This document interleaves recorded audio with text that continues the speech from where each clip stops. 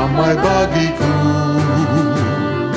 Aku selamat dan sentosa hanya oleh darah-Mu. Aku ingin ikuti Kau dan mengasihi padamu. Dalam Dikau juru selamat, ku bahagia penuh. Ikut dan menyangkal diri, aku buang yang fana. Hanya turut kehendak-Mu dan padamu berserah. Aku ingin ikuti Kau dan mengabdi padamu.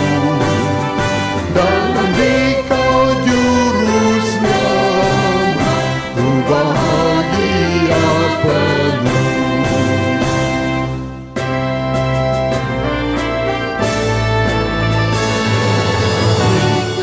Dalam kesucian, lahir batin yang bersih, aku rindu mengikuti suri yang Engkau beri. Aku ingin ikuti Kau dan mengabdi padamu. Dalam Dikau juru selamat, ku bahagia penuh. Shalom Bapak Ibu Saudara sekalian, bagaimana kabarnya? Pasti luar biasa, puji Tuhan. Saat ini kita akan merenungkan kebenaran firman Tuhan bersama-sama. Sebelumnya mari kita bersatu dalam doa. Tuhan Yesus, kami bersyukur untuk kesempatan hari ini kami mendengar kebenaran firman Tuhan. Kami percaya Tuhan menuntun kami untuk memahami firman Tuhan lebih dalam, dan kami menjadi pribadi yang taat akan firman-Mu. Terima kasih Tuhan Yesus. Pimpinlah kami untuk menjadi pelaku-pelaku firman. Di dalam nama Tuhan Yesus kami berdoa. Amin. Mari Bapak Ibu Saudara sekalian, kita membaca kebenaran firman Tuhan yang terambil dari Kisah Para Rasul pasal 8 ayat 26 sampai dengan ayat yang ke-40. Saya akan membacakan untuk kita semua Kisah Para Rasul pasal 8 ayat 26 sampai ayat 40. Sida-sida dari tanah Ethiopia. Kemudian berkatalah seorang malaikat Tuhan kepada Filipus, katanya, "Bangunlah dan berangkatlah ke sebelah selatan menurut jalan yang turun dari Yerusalem ke Gaza. Jalan itu jalan yang sunyi." Lalu berangkatlah Filipus, adalah seorang Ethiopia, seorang sida-sida, pembesar dan kepala perbendaharaan Sri Kendake, Ratu Negeri Ethiopia, yang pergi ke Yerusalem untuk beribadah.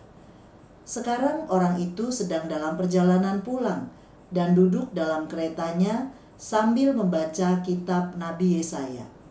Lalu kata Roh kepada Filipus, "Pergilah ke situ dan dekatilah kereta itu." Filipus segera ke situ dan mendengar sida-sida itu sedang membaca kitab Nabi Yesaya. Kata Filipus, "Mengertikah Tuan apa yang Tuan baca itu?" Jawabnya, "Bagaimanakah aku dapat mengerti kalau tidak ada yang membimbing aku?" Lalu ia meminta Filipus naik dan duduk di sampingnya. Nas yang dibacanya itu berbunyi seperti berikut. Seperti seekor domba ia dibawa ke pembantaian, dan seperti anak domba yang keluh di depan orang yang menggunting bulunya, demikianlah ia tidak membuka mulutnya. Dalam kehinaannya berlangsunglah hukumannya. Siapakah yang akan menceritakan asal-usulnya? Sebab nyawanya diambil dari bumi. Maka kata sida-sida itu kepada Filipus, "Aku bertanya kepadamu, tentang siapakah Nabi berkata demikian? Tentang dirinya sendiri atau tentang orang lain?" Maka mulailah Filipus berbicara dan bertolak dari nas itu, ia memberitakan Injil Yesus kepadanya. Mereka melanjutkan perjalanan mereka dan tiba di suatu tempat yang ada air. Lalu kata sida-sida itu, "Lihat, di situ ada air. Apakah halangannya jika aku dibaptis?" Sahut Filipus, "Jika Tuhan percaya dengan segenap hati, boleh," jawabnya. "Aku percaya bahwa Yesus Kristus adalah Anak Allah." Lalu orang Etiopia itu menyuruh menghentikan kereta itu, dan keduanya turun ke dalam air, baik Filipus maupun sida-sida itu, dan Filipus membaptis dia. Dan setelah mereka keluar dari air, Roh Tuhan tiba-tiba melarikan Filipus, dan sida-sida itu tidak melihatnya lagi. Ia meneruskan perjalanannya dengan sukacita. Tetapi ternyata Filipus ada di Asdod. Ia berjalan melalui daerah itu dan memberitakan Injil di semua kota sampai ia tiba di Kaisarea. Sedemikian jauh pembacaan firman Tuhan. Berbahagia setiap kita yang merenungkan firman Tuhan dan melakukannya dalam kehidupan tiap-tiap hari. Sekali lagi, Shalom Bapak Ibu. Saat ini kita bersama-sama akan merenungkan satu bagian firman Tuhan yang berhubungan dengan satu tokoh Alkitab dalam Perjanjian Baru, khususnya di dalam Kisah Para Rasul. Itulah Filipus. Tema kita pada saat ini adalah ketaatan pada panggilan. Kita mau belajar bersama bagaimana seorang yang bernama Filipus taat kepada Tuhan, memenuhi panggilan Tuhan untuk menunaikan tugas, yaitu penuntasan amanat agung. Untuk mencari dan menyelamatkan yang terhilang, itulah yang ada di hati Tuhan. Kalau hari ini kita berbicara tentang penuntasan amanat agung, sebenarnya kita mau lebih dalam lagi mengenal isi hati Tuhan. Bahwa kerinduan Tuhan adalah supaya setiap orang diselamatkan, mencari yang terhilang. Inilah hati Bapa, untuk menyelamatkan semua orang dari segala suku, kaum, dan bahasa. Dan yang menjadi kerinduan Tuhan adalah kita semua punya hati yang sama dengan hati Bapa. Punya sebuah kerinduan supaya orang-orang dari berbagai tempat di seluruh dunia mereka dapat mendengar kabar baik dan diselamatkan. Nah, Bapak, Ibu, dan Saudara yang dikasihi oleh Tuhan, inilah yang disebut dengan misi. Bagaimana kita belajar untuk menyelaraskan hati kita dengan apa yang ada di hati Tuhan. Menyelaraskan hati kita dengan hati Bapa. Karena sebenarnya untuk itulah kita ada di dunia ini. Filipus adalah contoh pribadi yang dapat menyelaraskan hatinya dengan hati Bapa. Dan bukti dari penyelarasan itu adalah dia taat memenuhi panggilan Tuhan. Ketaatan pada panggilan Tuhan berarti menyelaraskan hatinya dengan hati Tuhan. Menyelaraskan hati saya, hati kita dengan hati Bapa. Mari kita perhatikan ada 3 hal yang penting dalam tema ini. Bagaimana Filipus menjadi pribadi yang taat pada panggilan Tuhan. Yang pertama, kita akan melihat bersama apa arti panggilan Tuhan. Lalu bagian kedua, kita akan melihat bagaimana ketaatan Filipus terhadap panggilan Tuhan itu. Dan yang ketiga, apa akibat dari ketaatan pada panggilan Tuhan. Yang ingin saya sampaikan adalah kita semua, bukan hanya Filipus, kita semua dipanggil untuk melakukan apa yang ada di hatinya. Bagian yang pertama akan kita lihat bersama tentang panggilan Tuhan. Apa sebenarnya arti panggilan Tuhan? Matius 4 ayat 19, ini adalah ayat yang seringkali kita dengar. "Mari, ikutlah aku, dan kamu akan kujadikan penjala manusia." Dalam satu panggilan itu ada dua isi atau bobot yang kuat yang bersamaan atau secara simultan terjadi. Yang pertama adalah panggilan, "Mari, ikutlah aku." Ini adalah panggilan untuk diselamatkan. Ketika seorang percaya menerima Yesus sebagai Tuhan dan Juru Selamat pribadi, maka sebenarnya dia sudah meresponi muatan dari panggilan yang pertama ini. Tapi tidak berhenti di situ. "Mari ikutlah aku dan kamu akan kujadikan penjala manusia." Secara simultan panggilan itu untuk diselamatkan, tapi juga untuk menjadi penjala manusia atau untuk menjadi alat keselamatan. Kita semua yang telah diselamatkan oleh Tuhan juga menerima panggilan yang kedua itu, yaitu panggilan untuk menjadi alat keselamatan. Tidak bisa tidak. Itu juga yang terjadi dengan Filipus, bahwa Filipus telah diselamatkan oleh Tuhan, tetapi ia juga dipanggil oleh Tuhan untuk menjadi alat keselamatan, untuk menjadi penjala manusia. Yang tadi adalah panggilan yang umum. Sekarang kita akan melihat panggilan khusus. Bagaimana Filipus dipanggil sebagai seorang diaken yang melakukan pelayanan sosial dalam mengemban amanat agung Tuhan Yesus. Mereka dipanggil ada 7 orang dan salah satunya adalah Filipus untuk melayani para janda yang pada saat itu kurang diperhatikan. Oleh karena hamba-hamba Tuhan telah memiliki banyak waktu untuk menyampaikan firman Tuhan sehingga terabaikan pelayanan sosial. Awalnya Filipus dipanggil untuk tugas tersebut. Mari kita lihat bahwa panggilan Tuhan terhadap Filipus itu bersifat progresif. Tadi saya sampaikan dalam Kisah Para Rasul pasal 6 ayat yang ke-5, Filipus dipanggil menjadi seorang diaken, di mana kepada mereka yang berada dalam satu bangsa, satu budaya, dan satu agama. Hanya untuk mereka yang ada di Yerusalem dalam jemaat itu. Itu panggilan pertamanya. Tapi perhatikan bahwa panggilan Tuhan bukan hanya secara lokal, tapi bersifat progresif. Lebih lagi, Filipus juga dipanggil untuk menjadi penginjil di Samaria. Ini memang masih satu bangsa, tapi berbeda budaya dan berbeda agama.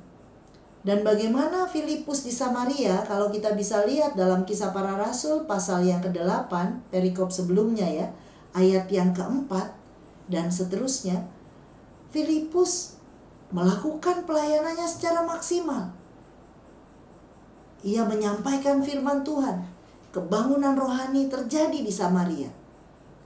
Ini adalah panggilan Tuhan secara regional, ke wilayah yang lebih luas dari Yerusalem, tapi masih satu bangsa, meskipun berbeda budaya dan berbeda agama. Ketika dia melayani di antara orang di Yerusalem, orang Yahudi, dia melayani dengan sungguh-sungguh. Dia memenuhi panggilan Tuhan dengan sungguh-sungguh. Ketika Tuhan memanggil dia lagi kepada orang Samaria, dia juga melayani Tuhan dengan sungguh-sungguh, maksimal. Banyak di antara orang Samaria yang bertobat, percaya dan menerima Tuhan Yesus. Dia sungguh-sungguh melakukannya. Dan terus panggilan Tuhan bersifat progresif. Pada bagian yang kita baca tadi, mulai dari ayat yang ke-26, Filipus dipanggil untuk melayani sida-sida Ethiopia. Bapak Ibu, ini adalah tahap yang selanjutnya. Sida-sida Ethiopia berbeda bangsa, berbeda benua, berbeda suku, berbeda agama. Ini bukan lagi bersifat lokal, bukan lagi hanya sebatas regional masih dalam satu bangsa, tapi ini sudah panggilan yang bersifat global. Bapak Ibu, Tuhan ingin membawa kita kepada panggilan yang terus semakin dalam, seturut dengan apa yang ada di hatinya. Saya bisa sampaikan bahwa yang ada di hati Tuhan adalah bangsa-bangsa, segala suku, kaum, dan bahasa. Dan karena itulah panggilan Tuhan bersifat progresif dalam hidup kita. Bisa jadi kita telah ada, atau mungkin sampai saat ini kita masih ada dalam panggilan yang sifatnya lokal untuk orang-orang yang ada di sekitar kita. Puji Tuhan, lakukan itu dengan setia. Tapi bahwa Tuhan mau lebih besar lagi, kita menjadi berkat bagi bangsa kita, Indonesia. Saudara-saudara kita, ada 127 suku yang masih terabaikan di Indonesia sendiri. Dan Tuhan mau kita menjadi berkat. Kita tidak harus pergi ke suku tersebut. Bukankah di sekitar kita juga hidup berbagai suku bangsa? Itu artinya Tuhan membawa kita lebih dalam lagi. Tapi bukan hanya untuk bangsa ini. Tuhan mau memanggil kita terlibat dalam pelayanan yang bersifat global kepada semua orang di seluruh dunia, sebagaimana yang Filipus alami. Bapak Ibu, mari kita perhatikan kalau bagian yang pertama tadi bicara tentang panggilan Tuhan. Bagian yang kedua adalah ketaatan pada panggilan Tuhan.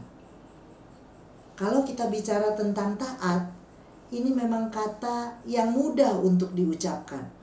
T-A-A-T. Mau bolak-balik sama ya. T-A-A-T. Gampang sekali. Mau dari kiri ke kanan, taat. Dari kanan ke kiri membacanya, taat. Tapi untuk menjadi pribadi yang taat, itu tidak mudah. Dan kita harus belajar dari Filipus. Mari kita memperhatikan bersama bagaimana ketaatan Filipus. Filipus taat untuk pergi. Ketika ia dipanggil untuk melayani sida-sida Ethiopia, dia menaklukkan dirinya pada pimpinan Roh Kudus. Dan dia melakukan seperti yang diperintahkan oleh Tuhan. Bapak Ibu bisa memperhatikan dalam ayat yang ke-27. Dia menaatinya. Dia gak katakan, waduh Tuhan, saya lagi sibuk nih di Samaria. Banyak yang bertobat di Samaria. Saya sedang naik daun di Samaria. Tidak. Tapi dia taat untuk pergi. Dan kalau kita memperhatikan di dalam ayat yang ke-26, bangunlah, berangkatlah ke sebelah selatan menurut jalan yang turun dari Yerusalem ke Gaza. Jalan itu jalan yang sunyi. Bayangkan, dari kesibukan pelayanan yang ada di Samaria, dia harus pergi ke tempat yang sunyi. Dari tempat keramaian, dia harus pergi ke tempat yang sunyi. Dan dia mau melakukannya. Ia menaklukkan diri sepenuhnya pada pimpinan Roh Kudus. Dia taat. Persis seperti yang diperintahkan oleh Tuhan. Bahkan kalau kita perhatikan kembali di dalam ayat yang ke-30, Filipus segera ke situ dan mendengar sida-sida itu. Kata segera ini menunjukkan bahwa Filipus gak buang waktu.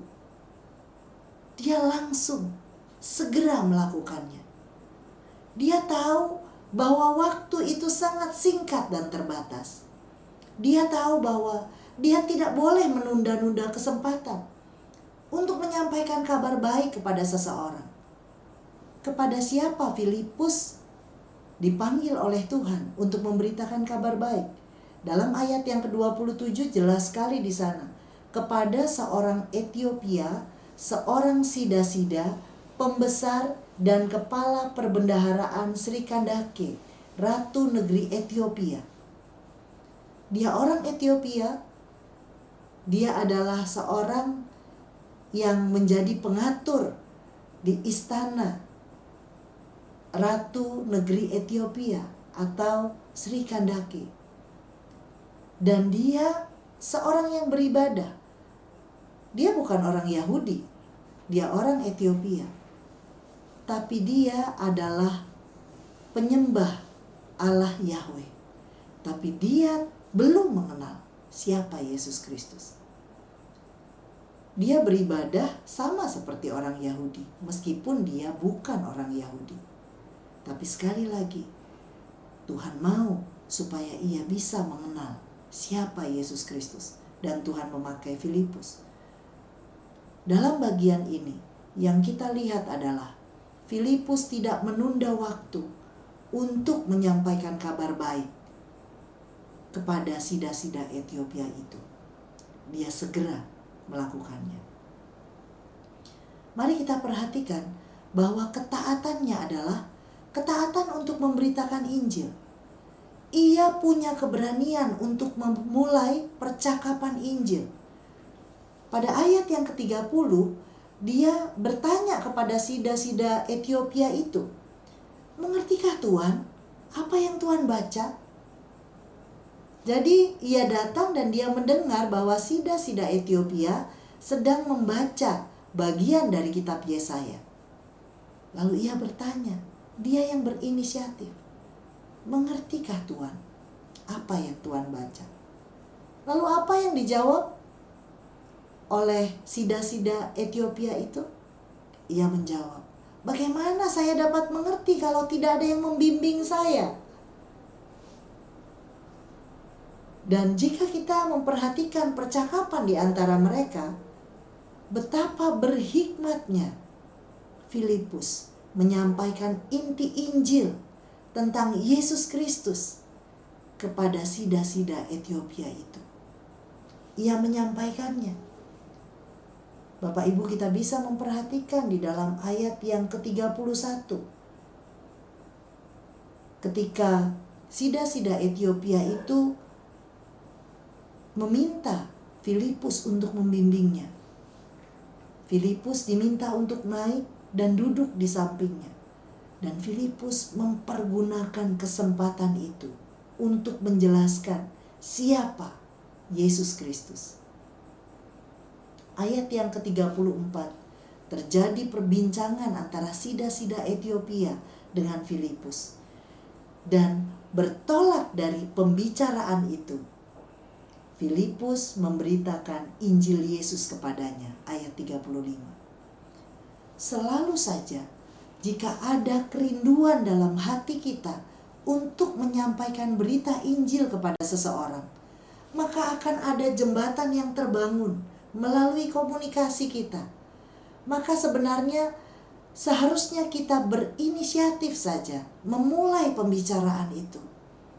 Karena nantinya Roh Kudus akan menolong kita membangun sebuah jembatan di mana Injil dapat kita sampaikan kepada orang yang kita ajak bicara. Kadang-kadang kitanya yang terlalu takut untuk berbicara, Bapak Ibu. Kalau kita berbicara tentang kuliner, sangat mudah kita sampaikan. Kalau kita bicara tentang politik, mudah sekali mulut kita bicara. Kalau kita berbicara tentang apalagi ya yang lain, hal-hal yang hari-hari, olahraga, sepak bola untuk bapak-bapak, mudah sekali kita berbicara. Tapi kalau kita mau bicara tentang Yesus, mulut kita seringkali kaku. Pertimbangan kita terlalu banyak. Dan seringkali yang kita pikirkan adalah, apakah tepat saya menyampaikan hal ini sekarang? Padahal Bapak Ibu, ada begitu banyak orang yang hingga saat ini menanti untuk mendengar kabar baik itu. Dan Bapak Ibu sudah memilikinya. Kita hanya tinggal berbicara. Mari kita perhatikan, belajar untuk menaati Tuhan dalam pemberitaan kabar baik kepada banyak orang yang ada di sekeliling kita. Dan lihatlah bagaimana respon yang diambil oleh sida-sida Ethiopia itu. Ayat yang ke-36. Mereka melanjutkan perjalanan mereka dan tiba di satu tempat. Sida-sida itu berkata, "Lihat, di situ ada air. apakah ada halangannya jika aku dibaptis? Sida-sida itu sendiri yang minta untuk dibaptis. Kenapa dia tanya apakah ada halangannya? Karena sebagai orang yang baru percaya, dia khawatir bahwa apakah bisa ia diterima, karena dia bukan bagian dari orang Yahudi. Apakah saya bisa diterima? Karena dia sifatnya bukanlah pembesar sendiri, bukan, tapi dia adalah orang yang melayani di istana. Apakah mungkin dengan kondisi fisik saya, orang Ethiopia, apakah saya bisa diterima? Sebenarnya ada banyak keraguan-raguan yang ia miliki untuk menjadi percaya kepada Tuhan Yesus dan dibaptiskan. Tapi lihat, Filipus memberikan konfirmasi yang kuat. Jika Tuhan percaya dengan segenap hati, boleh, katanya. Bapak Ibu, sekali lagi, baptisan tidak menyelamatkan.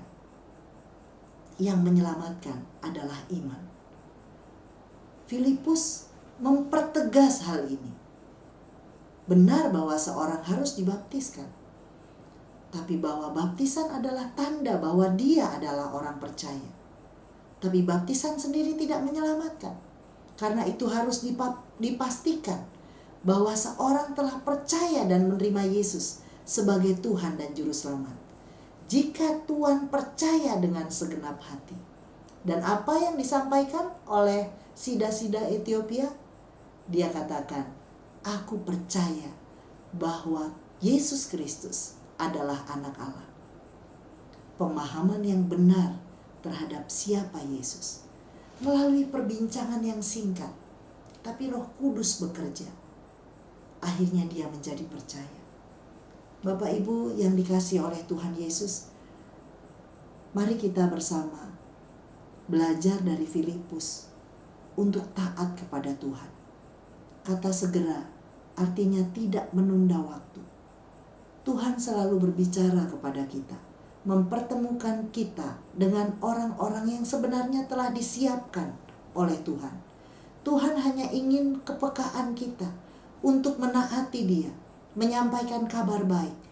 Tuhan hanya ingin keberanian kita untuk berbicara, bahwa apa yang kita sampaikan adalah berita sukacita, berita damai sejahtera, kabar baik yang dibutuhkan oleh banyak orang.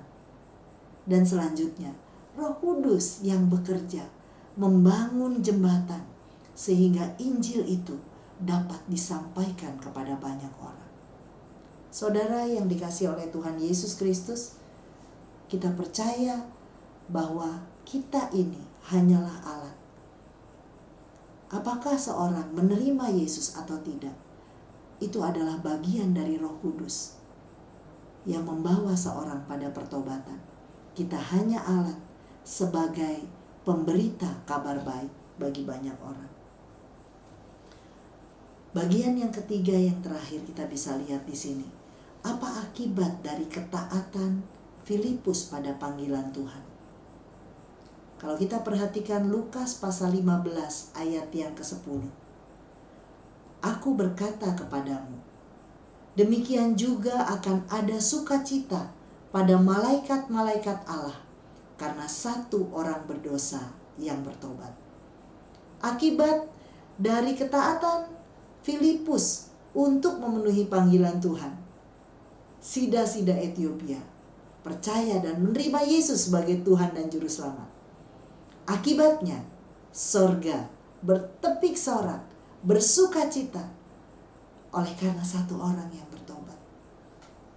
Tetapi bukan hanya surga yang bersukacita, tapi sida-sida itu pun bersukacita. Bapak Ibu bisa memperhatikan ayat yang ke-39. Ketika Filipus membaptis dan setelah mereka keluar dari air, Roh Tuhan melarikan Filipus dan sida-sida itu tidak melihatnya lagi. Ia meneruskan perjalanannya dengan sukacita. Sida-sida itu bersukacita.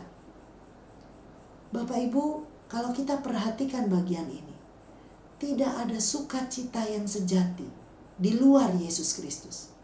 Kenapa sida-sida itu bersuka cita? Karena Yesus ada dalam hatinya. Kalau seorang memiliki Kristus dalam hatinya, maka sukacita itu melimpah dalam dirinya.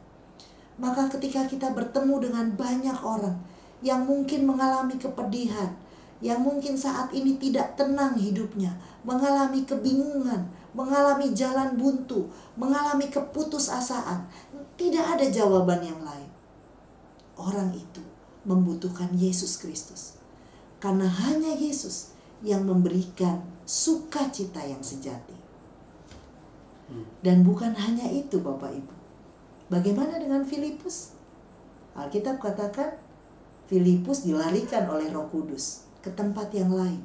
Kemana? Ke Asdod. Dan ayat yang ke-40 jelaskan bahwa di Asdod dia memberitakan Injil di semua kota sampai di Kaisarea. Filipus masih terus dipakai Tuhan memberitakan Injil di berbagai tempat. Ia seorang hamba Tuhan yang menyelaraskan sukacitanya dengan sukacita sorga. Dia senang ketika Tuhan senang.